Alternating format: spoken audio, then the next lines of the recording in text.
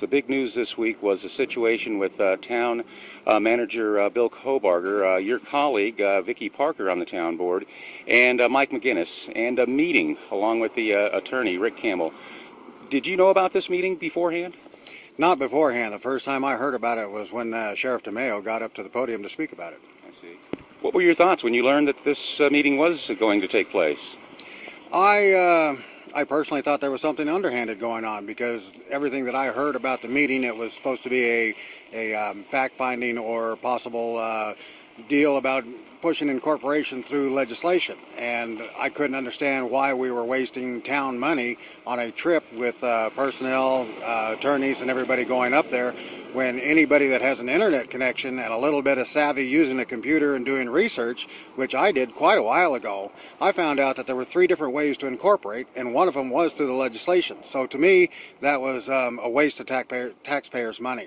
I was upset about it. I see. Some of the things that have been brought up, I've gotten emails and talked to different people. There are some that think, if this was just a fact-finding mission, then that might be all right. But according to Town Board Policy 9.1, which is the only issue in Section 9, so you could say if they did try to promote some kind of action, then they're in violation of Section 9 of the Town Board Policy, or the Town Policy, which states that no single member can take action for the entire board without the board's prior approval.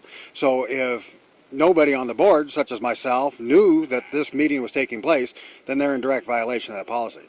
Well, that begs the question, if that is the case, direct violation, what happens next?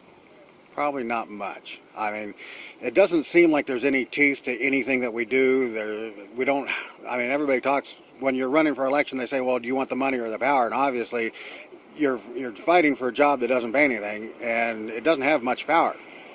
So it's like, what can you do? In the past, what they did when they didn't like the actions of a particular board member, such as Mr. Maruzio, they tried to sanction him. So I could say, okay, because of this violation, if indeed that there is an action, then we could say, okay, Ms. Parker can't vote because, we're going to put sanctions on her for 6 months, and for the next 6 months, she's not allowed to vote on any issues. What's next after this? Is this a done deal? Is this all over with? I watched the news when you interviewed Mr. Kohlbarger. There were a few things that were in those interviews that I didn't like. If you remember, when I was campaigning, I campaigned on a transparent government, and he seemed to feel that he can't do his job if people are watching. I think that needs to be looked into.